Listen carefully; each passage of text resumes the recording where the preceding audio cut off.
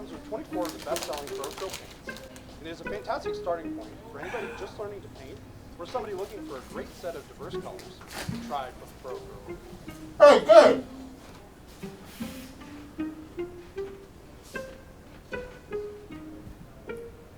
What the heck did you do to yourself? I didn't watch the Hobby Unlock video. I don't know what happened.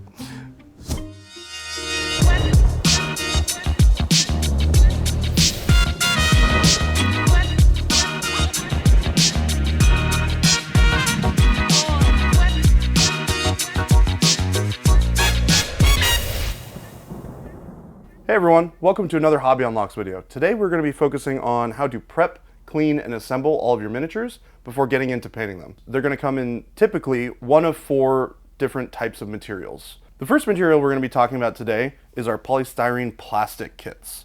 These are typically going to come on some sort of sprue, like you can see here. All of the pieces for the miniature are going to be attached in one sort of kind of like sheet that is going to have like runners and stuff. You just clip them off. One of the really nice things about this material is that it is very easy to work with. It's easy to clean, it's easy to clip away. The details are still really nice. You're not going to have really soft details, which is good. The downside for this type of material is typically they come in a lot of different pieces. So you're going to take a little bit longer to assemble. It's going to be more individual pieces that you have to clean, which can sometimes be a little bit of a pain. So that's plastic, fantastic material, highly recommend it. You guys who have a chance to work with it will be very happy. So our second type of material is going to be our cast resin. This type of material is nice because it typically retains higher fidelity on your details, so you'll get nicer, crisper details. But it does come with a couple of downsides. For one, it typically can be a little bit more difficult to clean because there are some types of things that will happen with the molds when they're made. Things like mold slip, which will cause like a raised edge on one of the types of, or one of the kind of areas where you would get a mold line. Instead of getting a mold line, you'll get a whole kind of cavity, or not cavity, but like a raised edge that you'll have to cut away and make kind of smooth with the other side. Other than that though, it's really great quality. I highly recommend it. It's a great material to have. Our third type of material is going to be our metal or pewter miniatures. This is something you're not going to find quite as often. It's an older type of miniature production style that's still very nice because it's quick and it's easy to produce and you can do a lot of volume, but it typically is a little bit harder to clean. You have to use things like files and things like that to get a nice crisp clean miniature when you're done. And they also are a little bit harder to stick together. You need really nice solid super glue, and because they're heavier, a lot of the time they're more fragile when dropped or things like that. They'll break a lot easier, or the pieces will fall off from the super glue connections. Our fourth and final material that we're going to be talking about are going to be resin 3D prints. This type of material is a lot more common nowadays than it used to be, as 3D printers are a lot more affordable and are easier to manufacture with than they used to be. The materials have also gotten a lot better and are a lot more durable than they have been in the past. Old 3D prints typically were a lot more fragile and would break a lot easier when dropped or mishandled. Nowadays they're a lot more durable and more rigid, which is a great way to have miniatures be because they get tossed around a lot on accident. We don't want to be doing that, but it does happen. So one of the things that you will have to notice when cleaning these types of miniatures is that they will have typically, and I'll zoom in here a little bit for you guys, is you can see these little shiny dots on the bottom of this miniature. This is going to be from the supports, and these are basically little strings of material that go to what they call the build plate, and that's going to be how the miniature is held up as it gets dipped into the resin and cured over and over again. These are actually really easy to clean up most of the time, as all it really is a little nub that you can scrape away with either a blade or with our seam scraper, which we're going to be talking about here in just a minute. But the nice thing about this is you get great, fantastic resolution on your miniature details. So you can notice that all of this is really crisp and clean. And the other best part is a lot of these miniatures will come pre-assembled. You don't have to assemble them. You don't have to glue them together. Larger ones will typically come, like this is an arm for a big, machine, right? So you'll have to glue this together. But you'll notice that all of this is all one piece. I haven't glued anything together. This was just printed this way. So, and a lot of times it can be easier and quicker to get your miniatures on the table when they're made with this material. So that's the benefits with this material. Next thing we're talking about are the tools. This is going to be one of the more important things when you're getting into cleaning and assembling your miniatures, as this is how you're going to get all of the mold lines and all of the gunk and stuff off of your miniatures and get them all nice and pretty so that we can paint them and make them look really nice. The first thing we're going to be talking about is our quick set gap filling adhesive. This is how you're going to put all of your miniatures together and keep them from falling apart, right? They all come in a bunch of different pieces. We want to make sure that they're glued together. Our adhesive is the best way to do that. The next thing we're going to be talking about, which you guys have probably seen before, is a hobby knife. This is kind of the core tool that most of us will be familiar with if you've heard about the miniature hobby before, or been into crafts at all. This is a very universal tool that's going to be great for cleaning up mold lines, kind of smoothing down surfaces, things like that. For clipping your miniatures out, we have our hobby clippers. And you'll notice that one side is flat. This is very nice for getting a nice clean cut when you're clipping out miniatures. And this is how we're going to get them off of the sprues that we were talking about before, right? The last thing we're going to be talking about is something that you've probably never seen before. This is what we call our hobby scraper. And you'll notice this has two different sides of kind of a smooth, kind of scrapey surface there. And it's nice and sharp on this edge here. And it's also nice and sharp on this edge. And what this does is this gives you a nice little surface to get a different angle when you are scraping and cleaning your miniatures. And we'll give a little bit of a demonstration on how to use all of these tools when we go ahead and clean and assemble a miniature, which is going to be the thing we're doing right now. All right, so let's go ahead and get started with looking at how to clean our miniatures. We'll get to assembling our miniatures afterwards, but we're going to start with the first part, which is clipping out and cleaning them. The first thing we're going to start with is our plastic miniatures. Like we talked about before, these are really great material, very easy to clip and clean. So we're going to start doing that right now. We're going to grab our clippers and we're going to start clipping some of these pieces out. What do we want to start with here? Let's start with this little shoulder pad. So as I come in here to clip this piece, I'm going to try and find the best sort of angle that I can get to with my clippers and have the flat side of the clipper be against the miniature itself. So you can notice that, and let me see if I can zoom in here and make this easier for you guys. You'll notice that there's a flat side of the miniature and there's this little support that goes to it that we want to clip away. So to reduce the amount of extra cleaning that we have to do, I'm going to take the flat side of the clipper and I'm going to put it against the miniature, like you can see here, and I'm going to slowly clip it away. Now you can notice that my finger is holding onto this miniature, or this piece, while I'm clipping it out. This is to avoid having extra bends when we are clipping these miniatures out, because it will typically pop away and bend a little bit.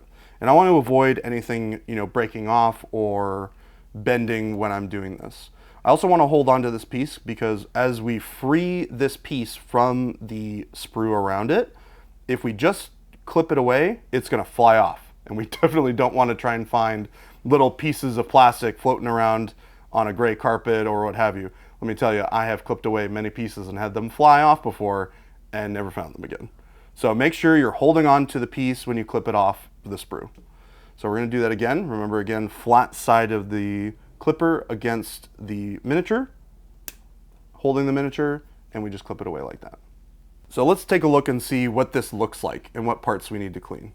So you can see here where we clipped it away from the miniature, we have a little bit of leftover bit of that sprue that we're going to have to smooth down.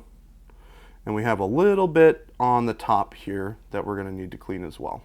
This is a very sharp hobby knife, so we want to make sure that we don't cut ourselves.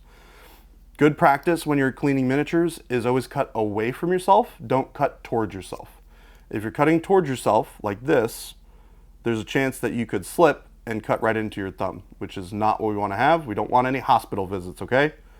Cut away from yourself. Because if we're cutting like this, right, it's going to fly off like this. It's not going to cut into me, right? So always think about that when you're cleaning your miniatures. So we're going to just kind of take the flat of the blade and we're going to put it up against this edge, and we're going to just slightly push the blade up to catch some of this raised edge from the leftover support. And we're going to go slowly. We're going to take our time. We don't need to rush on this part. But as this gets smoother, you'll notice that that kind of edge goes away. The next thing we're going to do, and this is going to be a very common type of cleaning, is we're going to scrape at the surface like this. So we're going to take kind of at a 45-degree angle. So let's say, let me see the best way to show this. So this is straight up and down. This is at a 45-degree angle. And what we're going to do is we're going to hold this to the edge of the miniature, and we're going to scrape against that surface to try and smooth that out. And you can notice that some of this material is coming away as I smooth out this surface. And that is pretty much where we need to be on that piece. It's nice and clean, looks relatively smooth. We're going to do the same thing on this little piece here to smooth it out. Because this doesn't have a ton of extra material on it, you can kind of see from there, it's very, very subtle. We're just going to scrape that little bit of excess material off. The next type of material is going to be our resin. So like I said before, we're going to need to clip off these supports or these feed gates here. We're going to do that again with our hobby clippers in the same fashion that we did for the plastic. You'll notice that this sort of material is a little bit harder to cut through. The plastic tends to be a little bit softer. So we're going to be careful. We're going to hold on to this piece at the top and at the bottom, and we're just going to clip that support away. And we're going to do the same thing. We're going to be careful too to make sure that we're not cutting into any parts of the detail. So I'm going to see here, there's this little piece here that we're going to try and clip away. And we're just going to get our blade in there. We're going to clip that part away. And then I can see this little raised edge here that I don't want to clip through. So what we're going to do is we're going to take the clippers, flush side against the miniature, and we're going to hold it away from that area. And we're going to clip a little high. So you'll notice that this doesn't completely get the whole support off, but that's okay. We're going to get to that in a little bit. So we clip that piece off. You can see there's still a little bit of residual support in there. That is okay. We're going to get to that in a minute. So we're going to remove the rubbish from our surface so we can have a clean work surface, and we're going to start cleaning this part here. So what I typically like to do when we have a little bit of support left is I do my best to clip away whatever material is there with the clippers before going to a hobby knife. So we're going to go back in here, and now that we have a little bit better access, we can clip away some of this material. Whoop. And we'll do the same over here.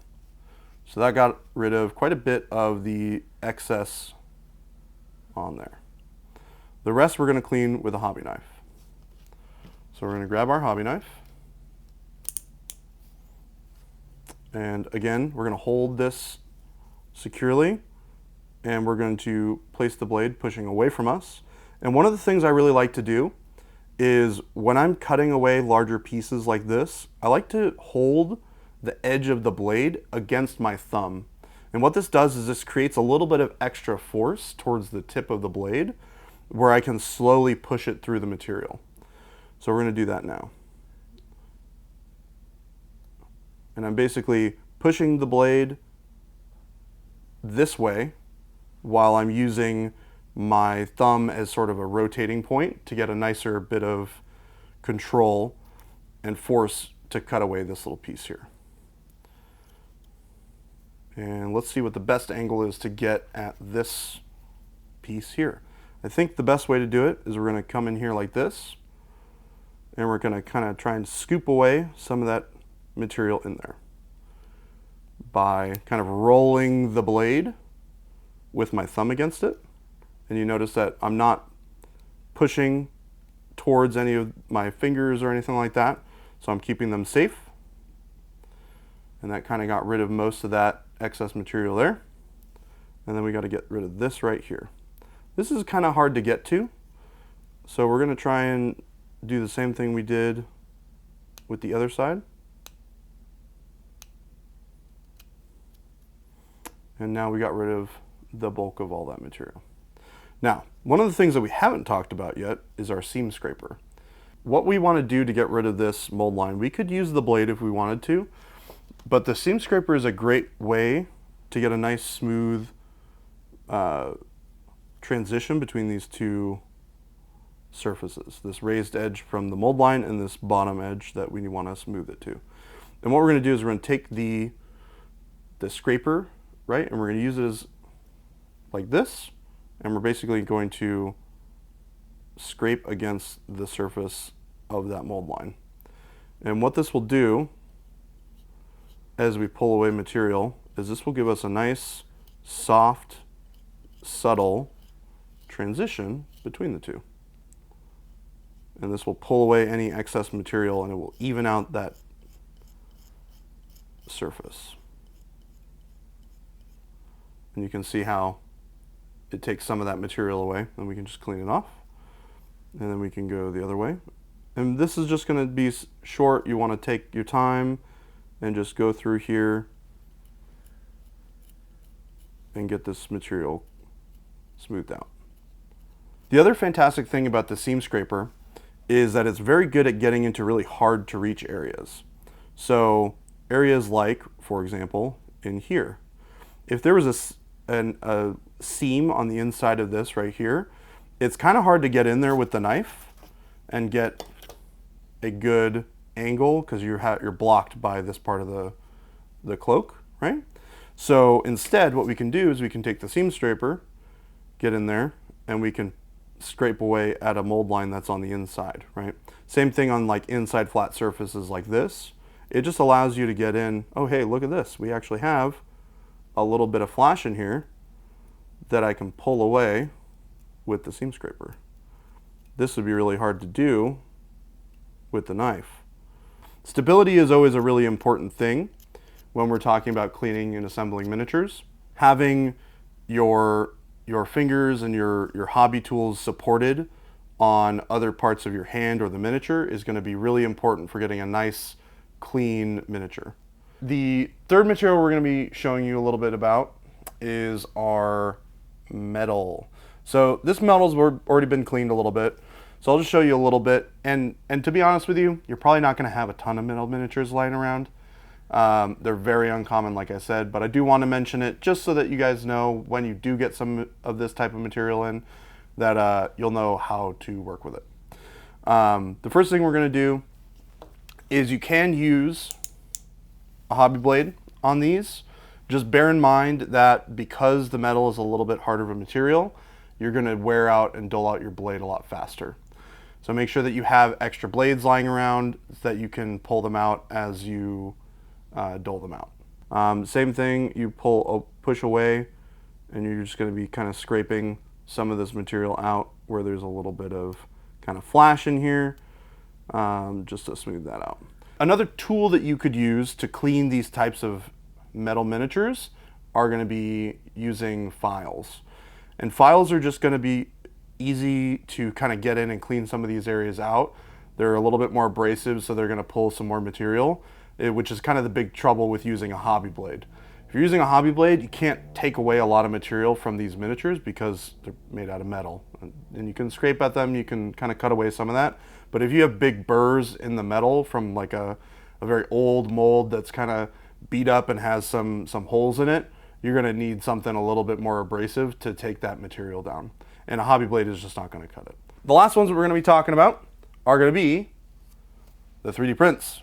So let's talk about how we can tackle some of these support nodules or nubs or whatever we want to call them. You can see them kind of shiny down there. Let me zoom in a little bit more so we can get in up close. You can see them really good down here by this chain.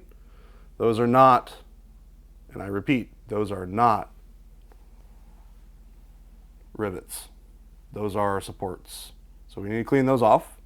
A great way to clean them off is with our hobby scraper.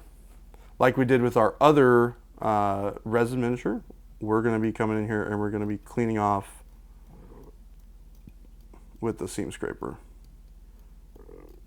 And this does a nice job to smooth these out. It's just one of the tools that you can use for this. The other tool that I like to use for this is the hobby knife. Sometimes the seam scraper can get in there and make it easier to access some of these little nubs. But the hobby knife will do an easy job of cutting them away, because you can get really flat against the model. We'll center it up here a little bit, and we can cut at this material and really pull away some of that. Now the nice thing is, if they did a good job of supporting the miniature, it's going to be on the underside, right? So this arm is down. So all of these parts where these kind of nubs are going to be on the bottom part of a miniature. So if you don't get them all, if you can't clean them all, it's not a huge deal, because it's going to be on the underside of the miniature that you're not going to see.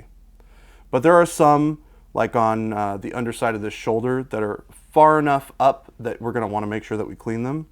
So we're going to very simply go through, do the same sort of thing that we were doing with our other resin miniature, and we're going to cut away some of these nubs. And you can use a little bit of sandpaper as well, is a great way to do this. Just make sure that if you're sanding this material down, that you are wearing a mask, because you don't want to inhale this stuff. Same thing with regular resin. It can be a little toxic, so you don't want to inhale that. So good safety procedure when you're doing that. We're going to use the seam scraper on here, because I think we're going to get a little bit better, cleaner lines doing it this way. But it's as simple as scraping it away like this. And now we have a nice smooth underside to the bottom of this kind of shoulder pad thing. So another thing you'll notice, if I can get this in the light for you to see, is there's some lines here at the top of the shoulder. You can see it in here. These are called build lines. And these are basically very subtle lines from when the model gets dipped into the wet resin and cured. It leaves a little bit of a line between the two different layers, and you can see it really when you shine light on it. And if you want to clean this, you can. You don't have to. Typically they're pretty subtle and they're not super noticeable, so you can get away with not cleaning them if you want to. But if you do want to clean them, I highly recommend using the seam scraper, or a little bit of sandpaper is going to be the best way to do it. So if I want to clean this, I can just come in here and scrape at it with the seam scraper, and it'll pull that excess material. And you can feel it when you're scraping in here. The ridges, it kind of feels like a, not sure what to, but just like a bunch of little raised lines next to each other. But as we kind of scrape at it, it's going to pull that down and it's going to smooth it all out. So the last thing we want to talk about with regards to assembling and cleaning your miniatures is we need to teach you how to assemble stuff. So we're going to use our quick set gap filling adhesive here to assemble the rest of this plastic miniature that we have. Now, because we've already talked about how to clean and assemble stuff, I'm going to go ahead and do that for you really quick, and then we're going to get ready. We're going to cut back once we have the miniature ready to assemble.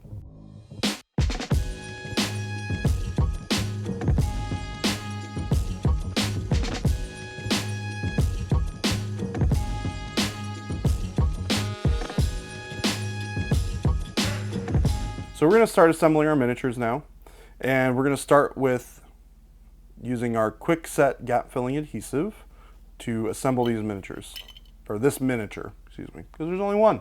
There's a lot of pieces, only one miniature. Our first two pieces here, we're going to test fit them together to make sure that they go together nicely and that we have not missed anything or clipped anything wrong. And you can also see kind of the areas where you need to apply some glue. Is we're going to apply just a little bit. You don't need a lot here.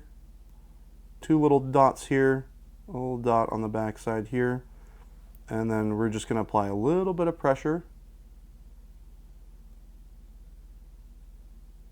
to get this to kind of fall along at the top. And then on this side as well, we're going to do the same thing. So you can see there's just a little bit on there, and we're going to go ahead and we're going to stick these two pieces together. All right, we're going to stop right there for a second. We're going to time lapse through the rest of me assembling this model so that we can get to the last little bits before we get ready to paint the miniature.